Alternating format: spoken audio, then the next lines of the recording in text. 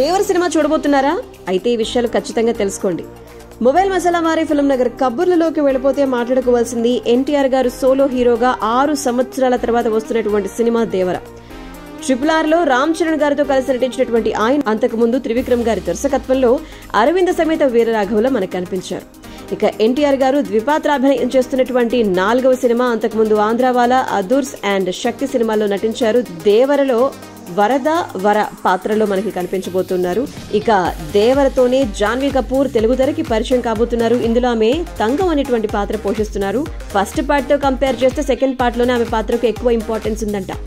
ఇక ముచ్చటగా మూడో విషయం ఏంటంటే బాలీవుడ్ నటుడు సైఫ్ అలీ ఖాన్ గారు నేరుగా తెలుగులో నటిస్తున్నటువంటి తొలి తెలుగు సినిమా. ఇందులో భైరా అనేటువంటి పాత్ర పోషిస్తున్నారు. ఫస్ట్ పార్ట్ తో కంపేర్ చేస్తే మరింత స్ట్రాంగ్ గా పార్ట్ 2 లాంటి క్యారెక్టర్ ఉండబోతుంది. ఎన్టీఆర్ గారి పాత్రకు ధీటుగా ఆయన పాత్రను కొరటాల శివ గారు తీర్చిదిద్దారట. ఇక 4వ మాట, దేవరను యాక్షన్ డ్రామాగా తీర్చిదిద్దారు. 1980-90ల నాటి నేపథ్యంలో సాగేటువంటి కథ. కమర్షియల్ మూవీలకు భిన్నంగా డిఫరెంట్ కాన్సెప్ట్ తో దీన్ని తీసుకొచ్చారు. ధైర్యంతో బతికే వాళ్లకు భయాన్ని పుట్టించేటువంటి శక్తిగా, వ్యక్తిగా ఎన్టీఆర్ కనిపిస్తారు.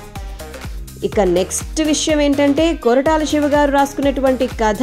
మొత్తంగా సినిమా తీస్తే దాదాపు 9 గంటలకు పైగా రన్ టైం వస్తుందట. అందుకే 2 పార్ట్స్ గా దేవరను తీసుకొస్తున్నారట. అండ్ ఇంకొక ఇంపార్టెంట్ విషయం ఏంటంటే క్లైమాక్స్ లో వచ్చేటువంటి చివరి 40 నిమిషాలు అండర్ వాటర్ సీక్వెన్స్ సినిమాకి అసలు హైలైట్ గా ఉండబోతుందని చెప్పి మరొక ఇంట్రెస్టింగ్ విషయం. ఇలాంటి ఎన్నో ఆసక్తికరమైనటువంటి విషయాలు ఉన్నటువంటి సినిమాని అస్సలు మిస్ కాకండి.